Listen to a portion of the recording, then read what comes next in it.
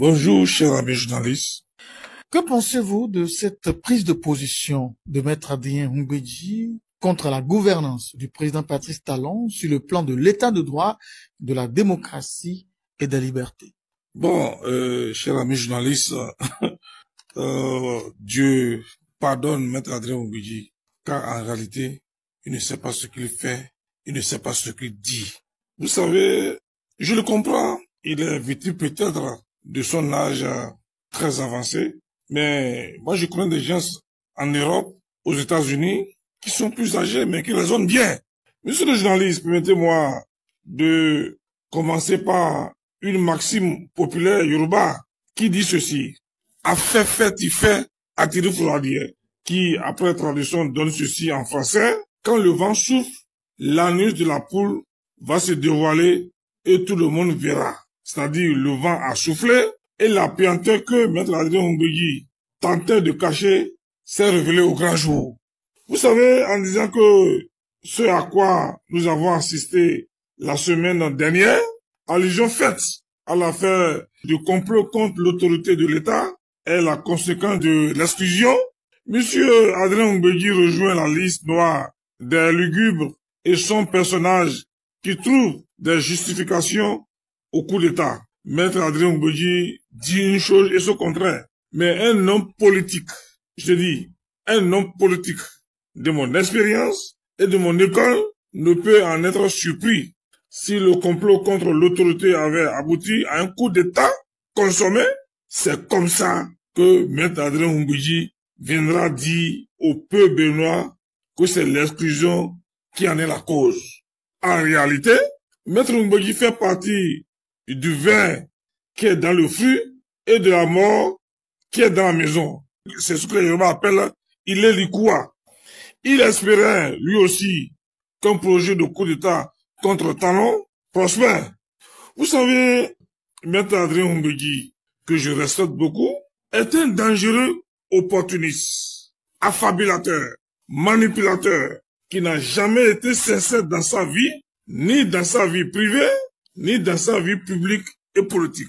Il n'a pas d'amis, il n'a que des intérêts. Devant des intérêts personnels, il est prêt à sacrifier le peuple. Il a été toujours comme ça. S'il a voulu faire de la nomination des ministres conseillers un fonds de commerce politique, comme il en a l'habitude et qui n'a pas pu parvenir, la façon dont il croit se venger du chef de l'État est maladroite, malsaine, ignoble et parachève sa très mauvaise réputation d'homme politique inconstant. Je dis l'homme politique inconstant, versatile, qui ne connaît que l'argent et rien que l'argent.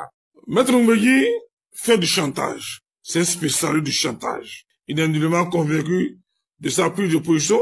Il veut juste rappeler au chef de l'État qu'il est encore là et de ne pas l'oublier. Donc, monsieur Talon, je suis encore là. C'est juste une très mauvaise alerte à ne pas oublier. Sinon, peut-on déclarer en janvier 2018 que Patrice Talon a hérité d'un État saccagé, fragmenté, fragilisé, banalisé et descendu de son piédestal, et dit aujourd'hui qu'hier est mieux qu'aujourd'hui sur le plan d'état de droit et de la démocratie. Quelle manipulation!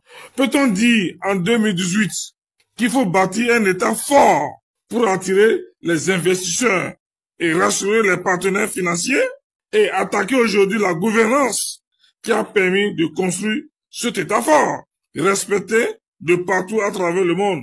Peut-on dire en 2018 que tout ou presque tout était à réformer selon les dits de Maître Adrien Mbedji au niveau de l'État et venir s'attaquer aujourd'hui insidieusement à la réforme de l'État? Vous savez, Maître Adrien Mbedji, pour devoir de mémoire, était président de l'Assemblée nationale quand le code de numérique a été adopté. J'étais encore à l'Assemblée. Il a bel et bien voté pour.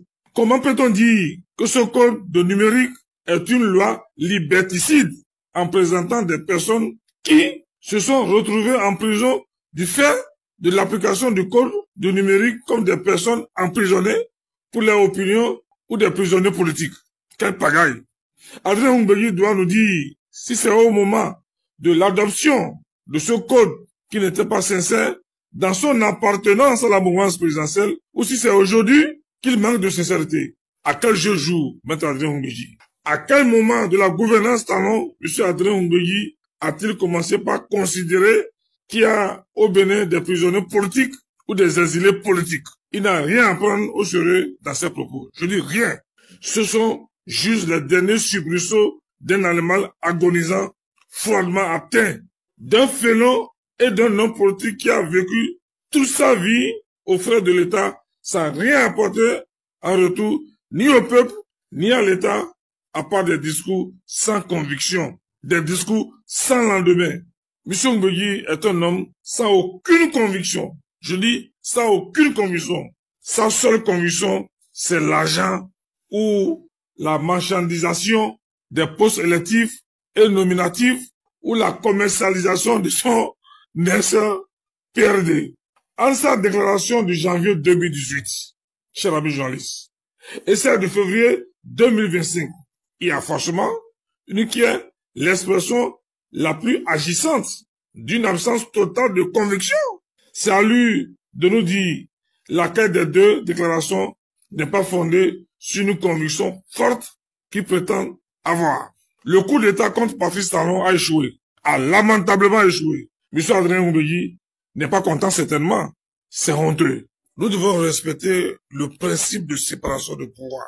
La justice a tranché et je demande humblement à M. Adrien Oungbeji, homme de droit, avocat, magistrat, de respecter la décision de la justice. Parce que les propos, l'insinuation, c'est qu'il veut remettre en cause la décision de la justice, ce qui n'est pas digne d'un homme de droit de son rang.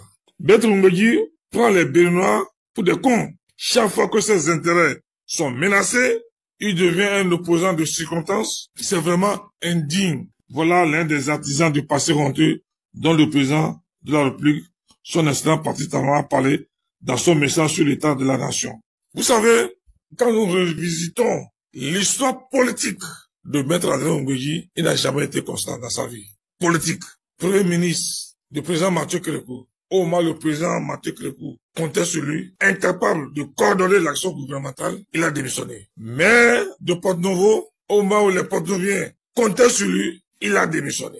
Donc, c'est un récidiviste politique qui, en réalité, ne porte pas l'intérêt du peuple, mais ne vise que ses intérêts personnels, égoïstes, inavoués et inavouables. Donc, je suis un homme politique. Et en tant que leader politique, en tant que membre d'un parti politique, c'est vrai, je suis ministre conseiller, mais pas ministre conseiller administratif. Je suis pas un ministre administratif, je suis un ministre politique. Et en tant que ministre politique, je suis là pour défendre l'intérêt du peuple béninois, l'intérêt du gouvernement. Et en tant que paratonnerre du gouvernement, en tant que le parapluie du gouvernement, j'ai l'obligation d'apporter ma part de vérité. Donc, M. Adrien Oungbeji, je n'ai rien contre la personne de M. Adrien Oungbeji, que je respecte beaucoup, mais je pense, à un moment donné, quand on n'a rien à dire, il faut se taire. Merci, monsieur le ministre conseiller, d'avoir livré votre point de vue à l'opinion nationale et internationale. Ça va de vous remercier.